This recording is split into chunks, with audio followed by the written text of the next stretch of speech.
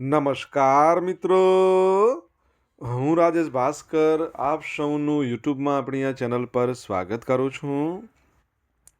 મિત્રો, આજે આપણે તારીખ 14 ડિસેમ્બર 2024ના કેટલાક મોસ્ટ ઇમ્પોર્ટન્ટ કરંટ અફેર અને અગાઉની પરીક્ષામાં પૂછાયેલા કેટલાક ઇમ્પોર્ટન્ટ પ્રશ્નો વિશે ડિટેલમાં ચર્ચા કરીશું, જે આપને આવનારી પરીક્ષા માટે ખૂબ જ ઉપયોગી સાબિત થશે. તો મિત્રો, આપ આ ચર્ચા સાથે જોડાઈ રહેજો અને વિડીયોને પહેલેથી લઈને છેલ્લે સુધી પૂરેપૂરો જોવાનો આગ્રહ રાખજો. તો ચલો મિત્રો, શરૂ કરીએ. શરૂઆત કરતાં પહેલાં જણાવી દઉં કે જો તમારે આપણી આ યુટ્યુબ ચેનલને સબસ્ક્રાઈબ કરવાનું હજી પણ બાકી હોય તો ચેનલને સબસ્ક્રાઈબ કરજો, નોટિફિકેશન બેલ આઇકોનને પ્રેસ કરીને, અને જો તમને વિડીયો પસંદ આવે તો વિડીયોને લાઈક કરજો અને તમારા જેટલા પણ મિત્રો છે એ બધા મિત્રો જોડે આ વિડીયોની લિંકને શેર કરજો. તો શરૂઆત કરીએ. સૌપ્રથમ જોઈશું અગાઉની પરીક્ષામાં પૂછાયેલા સામાન્ય વિજ્ઞાનના પ્રશ્નો, જેના જવાબો તમારે મને કમેન્ટ બોક્સમાં લખીને જણાવવાના છે. વિડીયોના લાસ્ટમાં જ્યારે હું તમને આ દરેક પ્રશ્નના જવાબ જણાવું ત્યારે તમારે ચેક કરવાનું છે કે તમે આપેલા પ્રશ્નોના જવાબમાંથી કેટલા પ્રશ્નોના જવાબ સાચા છે, અને જેટલા પણ પ્રશ્નોના જવાબ સાચા હોય એનો આંકડો તમારે કમેન્ટમાં લખવાનો છે કે 10માંથી આટલા સાચા છે. ડેઇલી જીકે ટેસ્ટમાં રોજ આપણે 10 પ્રશ્નો પૂછીએ છીએ, જેમાંથી 5 પ્રશ્નો સામાન્ય વિજ્ઞાનના હોય છે. બાકીના 5 પ્રશ્નો છે ગુજરાતની કલા, સંસ્કૃતિ અને વારસાના હોય છે.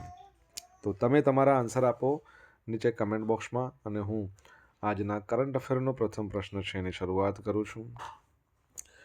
આજનો પ્રથમ પ્રશ્ન છે કે બાંધકામ શ્રમિકો સુધી શ્રમિક અન્નપૂર્ણા યોજનાનો લાભ પહોંચાડવા માટે આગામી સમયમાં નવા કેટલા ભોજન વિતરણ કેન્દ્રો શરૂ કરવામાં આવશે? ઓહો, ગુજરાતમાં તો અહીંયા રહી ગયું છે. ચલો વાંધો નહીં. તો જવાબ આવશે 100. કેટલા આવશે? 100. તો રાજ્યના વધુમાં વધુ બાંધકામ શ્રમિકો સુધી શ્રમિક અન્નપૂર્ણા યોજનાનો લાભ પહોંચાડવા માટે આગામી સમયમાં નવા 100 કડિયા નાકા ખાતે ભોજન વિતરણ કેન્દ્રો શરૂ કરવાનું રાજ્ય સરકારનું આયોજન છે. રાજ્યના મકાન અને અન્ય બાંધકામ શ્રમિકોને પૌષ્ટિક, સાત્વિક અને સ્વાદિષ્ટ ભોજન મળી રહે, ઉપરાંત તેમનું આર્થિક ભારણ પણ ઘટે એ માટે ગુજરાત સરકારે શ્રમિક અન્નપૂર્ણા યોજના હેઠળ રાજ્ય સરકાર દ્વારા માત્ર ₹5ના રાહત દરે તેમને ભરપેટ ભોજન આપવામાં આવે છે.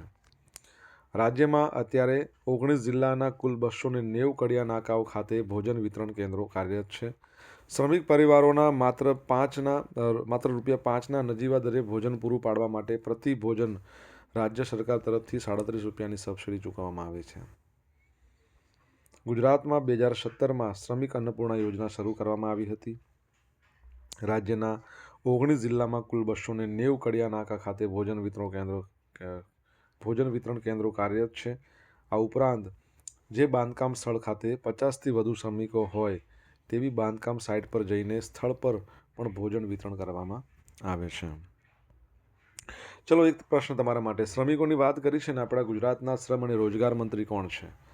જો તમને ખબર હોય તો કમેન્ટ બોક્સમાં લખીને જણાવો.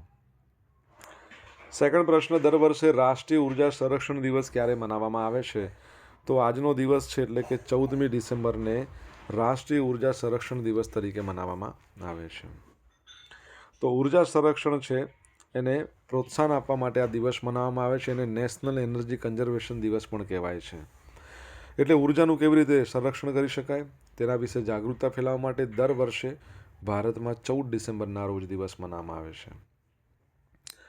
ઉર્જા મંત્રાલયે 1991માં ઉત્પાદન ટકાવી રાખીને ઉર્જા વપરાશ ઘટાડવાના પ્રયાસો માટે ઉદ્યોગોને માન્યતા આપવા માટે રાષ્ટ્રીય ઉર્જા સંરક્ષણ પુરસ્કારની શરૂઆત કરી હતી. બ્યુરો ઓફ એનર્જી એફિશિયન્સી દર વર્ષે 14 ડિસેમ્બર 1991ના રોજ યોજાયેલા ઉદ્ઘાટન એવોર્ડ સમારોહ સાથે આ કાર્યક્રમનું આયોજન કરે છે. તમારા માટે પ્રશ્ન છે કે હાલમાં આપણા કેન્દ્રીય ઉર્જા મંત્રી કોણ છે? ગુજરાતમાં તો કનુભાઈ દેસાઈ છે. તમને આવડતું હોય તો કમેન્ટ બોક્સમાં લખીને જણાવો.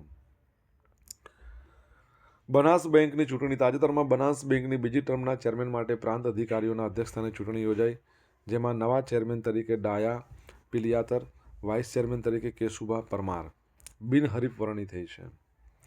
આ ચૂંટણીમાં બનાસ બેંકના ડિરેક્ટર અને વિધાનસભાના અધ્યક્ષ શંકરભાઈ ચૌધરી તેમજ બનાસ બેંકના તમામ ડિરેક્ટર હાજર રહ્યા હતા અને આ તમામની હાજરીમાં ચૂંટણી પ્રક્રિયા શરૂ થઈ હતી. બનાસની વાત આવે, તમને ખબર છે બનાસ નદી જેના પરથી બનાસકાંઠા જિલ્લાનું નામ પડ્યું છે, આ બનાસ નદીનું જૂનું નામ જો તમને આવડતું હોય તો તમે કમેન્ટ બોક્સમાં લખીને જણાવજો. મિત્રો, વિડીયો પસંદ આવ્યો હોય, ભણવાની મજા આવી હોય તો વિડીયોને લાઇક કરો, તમારા મિત્રો જોડે વિડીયોની લિંકને શેર કરો. આપણી બંને યુટ્યુબ ચેનલ રાજેશ ભાસ્કર 2 એને સબસ્ક્રાઈબ ના કરી હોય તો સબસ્ક્રાઈબ કરો, નોટિફિકેશન બેલ આઇકોનને પ્રેસ કરીને. જો તમારે ડેલી કરંટ અફેરની પીડીએફ જોઈતી હોય ને રોજ, તો આપણી ટેલિગ્રામ ચેનલને જોઈન કરજો, જેની લિંક વિડીયોની ડિસ્ક્રિપ્શનમાં આપેલી છે. અહીંયા તમને પોલ્સ પણ રમવા મળશે. ચેસનો વર્લ્ડ ચેમ્પિયન બનનાર વિશ્વનો સૌથી યુવા ખેલાડી કોણ છે? તો જવાબ આવશે ડી ગુકેશ. કોણ છે? ડી ગુકેશ. તો ભારતીય ગ્રાન્ડ માસ્ટર છે ડી ગુકેશ.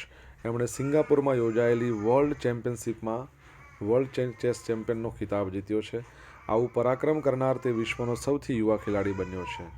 તેની ઉંમર માત્ર 18 વર્ષની છે.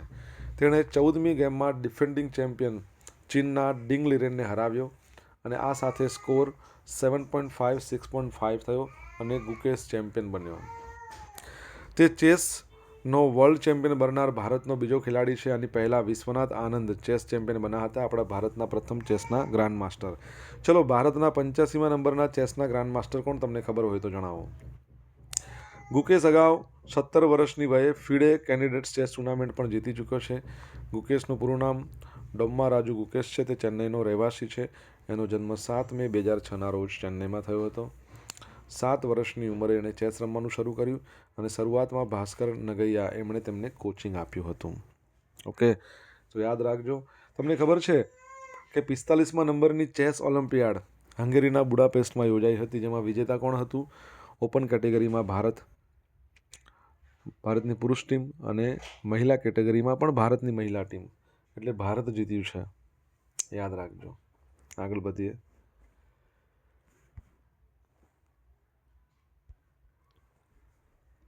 $400 અબજની સંપત્તિ કમાનાર દુનિયાની પ્રથમ વ્યક્તિ કોણ બની છે? તો ઇલોન મસ્ક. કોણ બન્યું છે? Elon Musk. તો તાજેતરમાં ઇલોન મસ્ક ઇતિહાસના એવા પ્રથમ વ્યક્તિ બન્યા છે કે જેમની નેટવર્થ $400 અબજ સુધી પહોંચી છે. બ્લુમબર્ગ બિલિયોનર્સ ઇન્ડેક્સ અનુસાર ઇલોન મસ્કની કંપની સ્પેસ એક્સ એના ઇન્સાઇડર શેરના વેચાણથી એમની નેટવર્થમાં લગભગ $50 બિલિયન વધારો થયો છે, જેની મદદથી એમની કુલ સંપત્તિ $439.2 અબજ થઈ ગઈ છે.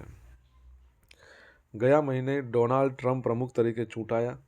તમને ખબર છે ને, 47મા નંબરના પ્રેસિડન્ટ, અને 20 જાન્યુઆરી 2025ના રોજ તેઓ શપથ લેશે. હવે ત્યારબાદથી મસ્કની સંપત્તિમાં જોરદાર ઉછાળો આવ્યો છે. ડોનાલ્ડ ટ્રમ્પના ચૂંટણીમાં પ્રચારમાં ઇલોન મસ્કે સૌથી વધુ યોગદાન આપ્યું છે.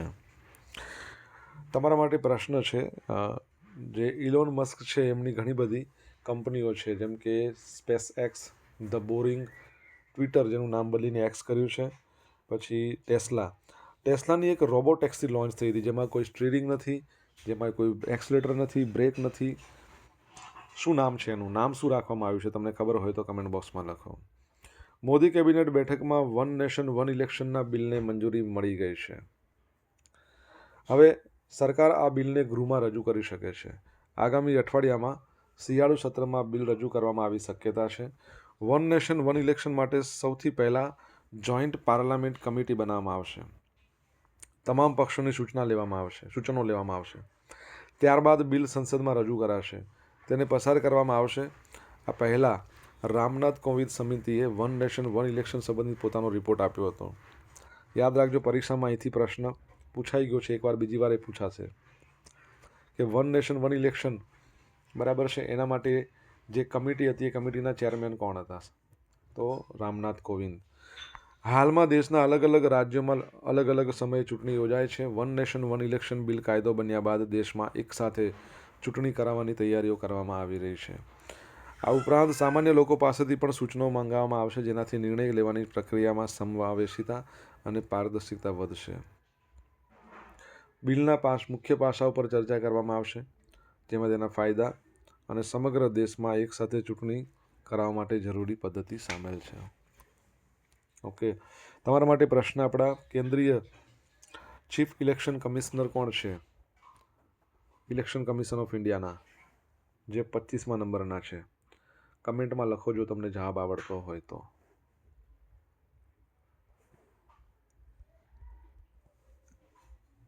સોશિયલ મીડિયાના માધ્યમથી તમે મારી જોડે કનેક્ટ રહી શકો છો. મારું ઇન્સ્ટા આઈડી છે rajesh.i.bhaskar. મારું ફેસબુક આઈડી છે RI Bhaskar. અને આપણી ટેલિગ્રામ ચેનલ છે જેનું નામ રાજેશ ભાસ્કર છે. અહીંયા તમને ડેલી કરંટ અફેરની PDF મળશે અને પોલ્સ રમવા મળશે. જો ભણવાની મજા આવી હોય તો વિડીયોને લાઇક કરો, તમારા મિત્રો જોડે વિડીયોની લિંકને શેર કરો, ચેનલ સબસ્ક્રાઈબ કરવાની બાકી હોય તો સબસ્ક્રાઈબ કરો, નોટિફિકેશન બેલ આઇકોનને પ્રેસ કરીને. તાજેતરમાં રાજ્ય સરકારની થિંક ટેન્ક અને ઇનોવેશન હબ ગ્રીટના કોની સાથે કરાર થયા છે? તો જવાબ આવશે Indian Institute of Management Ahmedabad. તો તાજેતરમાં મુખ્યમંત્રી ભૂપેન્દ્રભાઈ પટેલની અધ્યક્ષતામાં ગુજરાત ઇન્સ્ટિટ્યુશન ફોર ટ્રાન્સફોર્મેશન, ગ્રીટનું ફૂલ ફોર્મ છે, પરીક્ષામાં ગમે ત્યારે પૂછાશે. એના સંચાલન સંસ્થાની પ્રથમ બેઠક ગાંધીનગરમાં યોજાઈ, જેમાં ગ્રીટની વિસ્તૃત કાર્યક્ષેત્ર અને વ્યવસ્થા અંગે વિચાર પરામર્શ થયો હતો. ગ્રીટના નવનિયુક્ત મુખ્ય કાર્યકારી અધિકારી એટલે કે CEO S. અર્પણા, યાદ રાખજો, નીતિ આયોગની તર્જ પર બનાવવામાં આવ્યું છે થિંક ટેન્ક, બરાબર. અને નીતિ આયોગના CEO કોણ છે તમારે કહેવાનું છે. નીતિ આયોગના અધ્યક્ષ હંમેશા વડાપ્રધાન હોય. ઉપાધ્યક્ષ ડૉક્ટર સુમન કે બેરી છે. એ પ્રમાણે ગ્રીટના અધ્યક્ષ હંમેશા CM અને ઉપાધ્યક્ષ નાણામંત્રી. બેઠક દરમિયાન રાજ્ય સરકારના વિવિધ મહત્વપૂર્ણ મુદ્દાઓ, યોજનાઓમાં IIM અમદાવાદના જ્ઞાન કૌશલ્યની તજજ્ઞતા અને નેટવર્કનો લાભ મેળવવાના ઉદ્દેશ સાથે IIM અમદાવાદ અને ગ્રીટ વચ્ચે સમજૂતી કરાર થયા હતા. ગ્રીટે રાજ્ય સરકારની થિંક ટેન્ક અને ઇનોવેશન હબ તરીકે કાર્ય કરવાની સાથે રાજ્ય સરકારે નિમેલું કાર્યદળ સમિતિની ભલામણોના અમલ માટે વિવિધ વિભાગો અને સાથે સંકલન કરશે. પરામર્શમાં રહીને કાર્ય યોજના ઘડે એ અંગે પણ વિસ્તૃત ચર્ચા થઈ છે બેઠકમાં. આ બેઠકમાં નાણામંત્રી કનુભાઈ દેસાઈ, આરોગ્ય મંત્રી ઋષિકેશભાઈ પટેલ, ઉદ્યોગ મંત્રી બળવંતસિંહ રાજપૂત, કૃષિ મંત્રી રાઘવજીભાઈ પટેલ, શિક્ષણ મંત્રી કુબેરભાઈ ડિંડોર આ બધા સહભાગી થયા હતા. આ યાદ રાખજો. જોધપુરમાં સરદાર વલ્લભભાઈ પટેલની 11 ફૂટની ઊંચી પ્રતિમાનું અનાવરણ કરવામાં આવ્યું. તો તાજેતરમાં આપણા કેન્દ્રીય ગૃહ અને સહકાર મંત્રી છે અમિત શાહ. તમને ખબર છે ને, આ વર્ષે સહકારિતા દિવસ આપણા ગાંધીનગરમાં મનાવવામાં આવ્યો ગુજરાતમાં. જુલાઈ મહિનાનો પહેલો શનિવાર, જેને સહકાર દિવસ કહેવાય છે.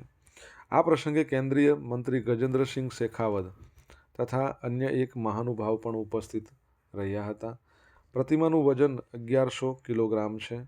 તે અનેક ધાતુઓની બનેલી અને 8 ફૂટ ઊંચી પેડેસ્ટલ પર મૂકવામાં આવી છે.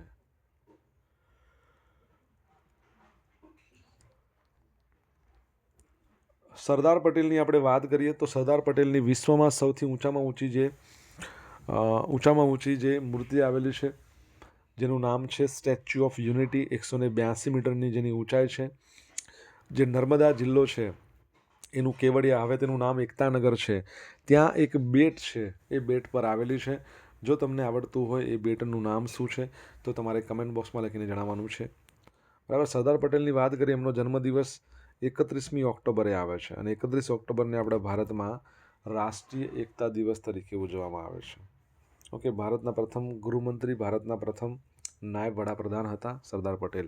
અને જોધપુરની વાત કરીએ તો જોધપુર છે, એ જોધપુરમાં રાજસ્થાનની હાઈકોર્ટ આવેલી છે. શું છે? રાજસ્થાનની હાઈકોર્ટ ક્યાં આવેલી છે? જોધપુરમાં. આ યાદ રાખજો. આગળ વધીએ. હવે મિત્રો જોઈશું અગાઉની પરીક્ષામાં પૂછાયેલા સામાન્ય વિજ્ઞાનના પ્રશ્નો. પહેલો પ્રશ્ન, ગ્રીન હાઉસ કોના સંબંધિત છે? તો વૈશ્વિક તાપમાનમાં વધારો થાય, ગ્રીન હાઉસ એના સંબંધિત છે. થર્મોમીટરમાં કઈ ધાતુ વપરાય છે?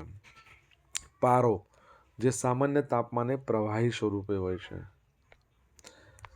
સૌરમંડળનો સૌથી તેજસ્વી ગ્રહ કયો છે? તો શુક્ર ગ્રહ છે સૌરમંડળનો સૌથી તેજસ્વી ગ્રહ છે. ચોથો પ્રશ્ન, ખેતરોમાં થતી અનૈચ્છિક વનસ્પતિને શું કહેવાય છે?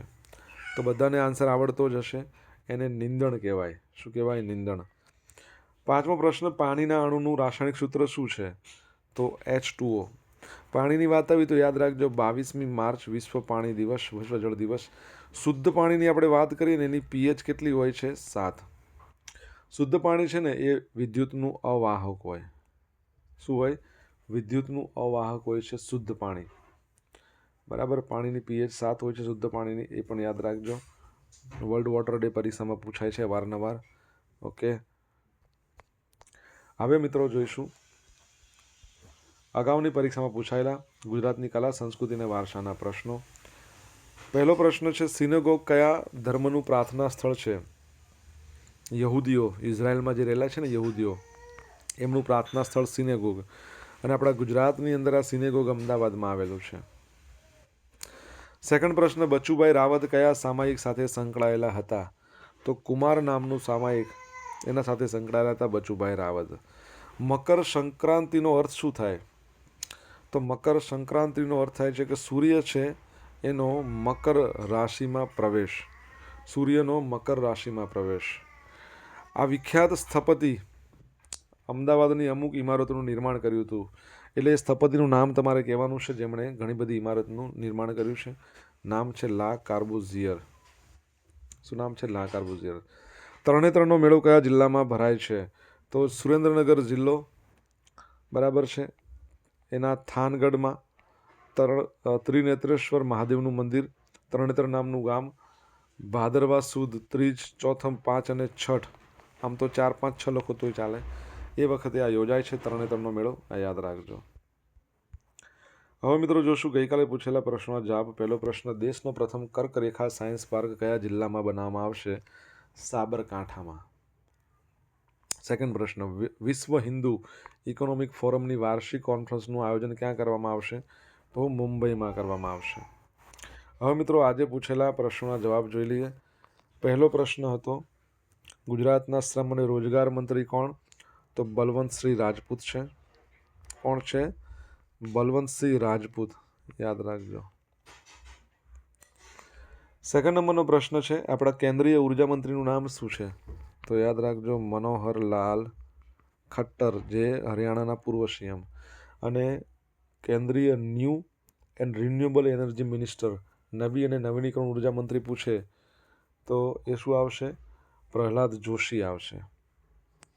ત્રીજો પ્રશ્ન હતો, બનાસ નદીનું જૂનું નામ શું? પરણાશા. બરાબર. ચોથો પ્રશ્ન, ભારતના છેલ્લે બનનાર 85મા નંબરના ગ્રાન્ડ માસ્ટરનું નામ પી શ્યામ નિખિલ.